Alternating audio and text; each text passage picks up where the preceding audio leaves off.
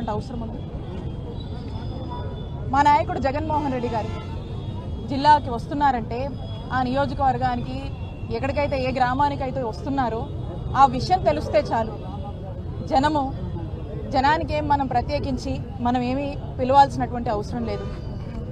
జగన్మోహన్ రెడ్డి గారు అంటేనే జనం అండి. జనం గుండెల్లో జగన్మోహన్ రెడ్డి గారు నిండా ఉన్నారు. దానికేం మనం ప్రత్యేకించి పిలవాల్సినటువంటివో లేకపోతే ఆర్గనైజ్ చేయాల్సినటువంటి అవసరం లేదు. పలానా చోటకి, పలానా జిల్లాకి, పలానా రోజు, పలానా టైంకి వస్తున్నాడు అనేటువంటి సమాచారం ఉంటే చాలు.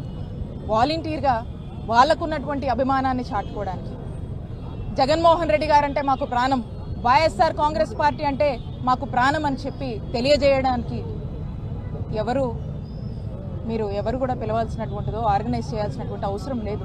జనం స్వచ్ఛందంగా ఏ విధంగా కూడా ఆ రోజు తరలి వచ్చారో మీరంతా కూడా చూశారు.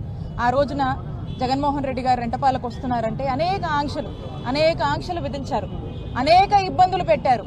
ఎందుకో మరి జగన్మోహన్ రెడ్డి గారు పల్నాడు జిల్లా వస్తున్నారంటే మరి పల్నాడు జిల్లా మొత్తం కదలొస్తుంది అని మరి ఈ కూటమి ప్రభుత్వానికి, మరి చంద్రబాబు నాయుడు గారికి ఏం భయం పట్టుకుందో తెలియదు. కానీ పోలీసులను పూర్తి స్థాయిలో కూడా ఉపయోగించి ఎక్కడికక్కడ ఈ కార్యక్రమాన్ని అడ్డుకునేటువంటి ప్రయత్నాలు, బారికేడ్లు పెట్టి జనాన్ని రానియకుండా ఒక ఆందోళన పరిస్థితులు, ఏదో ఎమర్జెన్సీ ఉన్నట్టుగా మరి ఈ ప్రాంతాన్ని, ఇక్కడున్నటువంటి సత్యనపల్లికి ఉన్నటువంటి అన్ని దారుల్ని కూడా మరి బారికేడ్లతో ఏ విధంగా కట్టుదిట్టం చేశారో, ఏ విధంగా పోలీసులని బలగాల్ని దింపి కొన్ని వందల మంది పోలీసుల్ని డిప్లాయ్ చేసి మరి ఆ కార్యక్రమాన్ని అడ్డుకునేటువంటి ప్రయత్నాలు చేశారో మనమంతా కూడా చూసాం. అయినా కూడా పొలాల్లోంచి ఏ విధంగా స్వచ్ఛందంగా ముసలోళ్ళు కూడా ఏ విధంగా ఆ వయసులో కూడా జగన్మోహన్ రెడ్డి గారిని తమ అభిమానించేటువంటి నాయకుడిని దగ్గరగా చూడాలి, దగ్గరగా కలుసుకోవాలి అని అభిమానంతో తరలి వచ్చినటువంటి ఆ అభిమానాన్ని ఎన్ని ఇబ్బందులు పెట్టినా పోలీసులు ఆ అభిమానాన్ని ఆపలేకపోయారు. ఆ ప్రోగ్రాం చాలా సక్సెస్ అయింది.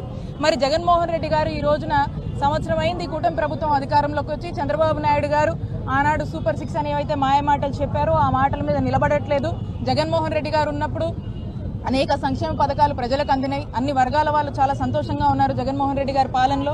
మరి ఈరోజు చంద్రబాబు నాయుడు గారు వచ్చాక అందరం మోసపోతున్నామని మా నాయకుడు జగన్మోహన్ రెడ్డి గారు వస్తుంటే మరి వారికి మద్దతునిచ్చి వాళ్ళు నేరుగా జగన్మోహన్ రెడ్డి గారు నేరుగా చూసి తెలియజేద్దాము అన్నా, మేము మీకంతా అండగా ఉన్నాము, వైఎస్ఆర్ కాంగ్రెస్ పార్టీకి అండగా ఉన్నామని తెలియజేసేందుకు మరి ప్రజలందరూ కూడా కూటమి ప్రభుత్వం మీద, చంద్రబాబు నాయుడు గారి మీద ఉన్నటువంటి అసంతృప్తిని మరి జగన్మోహన్ రెడ్డి గారు వచ్చినప్పుడు రోడ్డెక్కి తెలియజేసేటువంటి ఒక ప్రయత్నం చేస్తూ ఉన్నారు.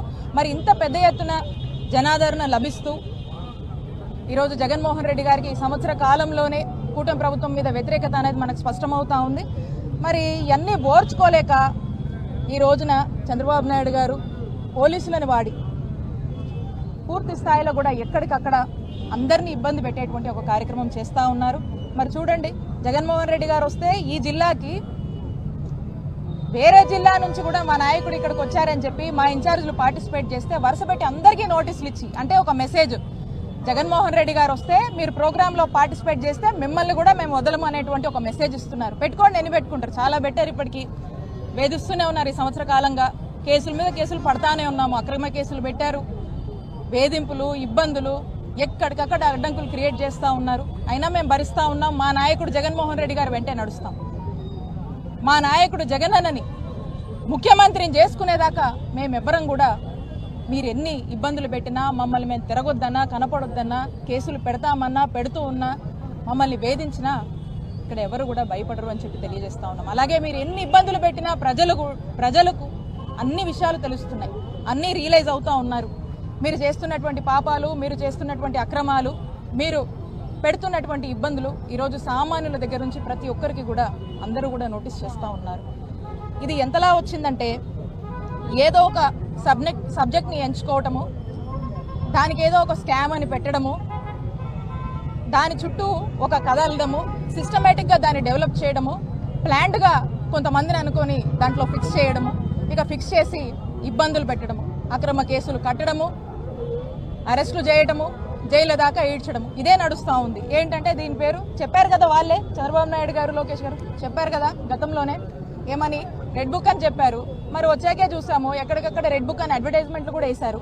మరి అదే చేస్తా ఉన్నారు. ఈ సంవత్సర కాలంగా ఏం చేశారంటే మేము చెప్పాం కదా, మేము అడ్వర్టైజ్మెంట్ వేసాం కదా, అదే అమలు చేస్తున్నామన్నారు. ప్రజలు కూడా చూస్తూ ఉన్నారు. ఆ రెడ్ బుక్ అమలు చేసేది ఈ రోజు పీక్స్ లోకి చేరిపోయి నిన్న చూసాం మిథున్ రెడ్డి గారి అరెస్ట్ దాకా కూడా వచ్చింది. లేనటువంటి జరగనటువంటి ఒక స్కామ్ అని చిత్రీకరించి మరి ఈరోజు క్రమక్రమంగా చూస్తూ ఉన్నాం. దీని మీద కొన్ని డెవలప్మెంట్స్ తీసుకొచ్చి మరి ఏ విధంగా అరెస్టు చేసి జగన్మోహన్ రెడ్డి గారి చుట్టూ ఉన్నటువంటి మనుషుల్ని ఇబ్బంది పెట్టేటువంటి ఒక ప్రయత్నమే జరుగుతూ ఉందని మనకు స్పష్టమవుతా ఉంది. కానీ మేము చెప్తా ఉన్నాము, ప్రజలకు ఒక చక్కటి ట్రాన్స్పరెంట్గా ప్రతి ఒక్క పాలసీ తీసుకురావడం కానీ, వెల్ఫేర్ని అందించడం కానీ, అభివృద్ధి చేయడంలో కానీ జగన్మోహన్ రెడ్డి గారి ప్రభుత్వం చాలా ట్రాన్స్పరెంట్గా పనిచేసింది. ఎక్కడ ఏ ఇంటెన్షన్ లేకుండా చక్కగా ప్రజలకు మేలు చేయాలి, చక్కటి ప్రజాపాలన అందించాలి, చక్కటి అడ్మినిస్ట్రేషన్ అందించాలి, చక్కటి ప్రజా సేవ చేయాలి అనేటువంటి ఉద్దేశంతోనే జగన్మోహన్ రెడ్డి గారు వారి యొక్క 5 సంవత్సరాల పాలనని ప్రజలకు ఇచ్చారు. మరి ఈ రోజున వీళ్ళు ఏవేవో మాట్లాడుతూ ఏవేవో అంటూ ఇవన్నీ తట్టుకోలేక ఏదో ఒకటి చెయ్యాలి అని చెప్పేసి నడుంగట్టుకొని ఇలాంటివన్నీ కూడా చేస్తూ ఉన్నారు. కాబట్టి ప్రజలందరూ కూడా అన్ని గమనిస్తూ ఉన్నారు. మేము ఎటువంటి తప్పు చేయలేదు, మా వైఎస్ఆర్ కాంగ్రెస్ పార్టీ ప్రజలకు మేలే చేసింది, మా జగనన్న ప్రభుత్వం ప్రజలకు మేలు చేయడానికే పనిచేసింది. మీరు ఎన్ని ఇబ్బందులు పెట్టినా, ఎన్ని ఆటంకాలు క్రియేట్ చేసినా మా పోరాటం ప్రజల తరఫున ఆగదు.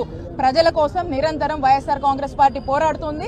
ఎక్కడ ఎవరికి కష్టం వచ్చినా కూడా జగన్మోహన్ రెడ్డి గారు